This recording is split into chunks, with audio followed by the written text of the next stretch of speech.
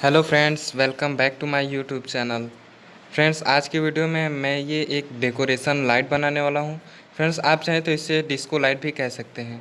Friend, मैंने इसको खास कर इसलिए बनाया फ्रेंड्स, क्योंकि जहाँ पे भी भगवान की छोटी मूर्ति स्थापित हमारे घर में रहती है फ्रेंड्स, वहाँ पे हम इसको लगा देंगे तो फ्रेंड्स देखने में वो मूर्ति की शोभा और भी बढ़ जाती है।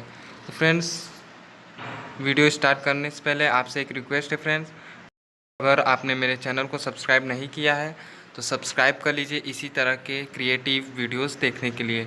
और फ्रेंड्स, वीडियो को लास्ट तक ज़रूर देखिएगा और कैसा वीडियो आपको लगता है फ्रेंड्स ये मुझे कमेंट में ज़रूर बताइए। फ्रेंड्स, चलिए वीडियो को स्टार्ट करते हैं।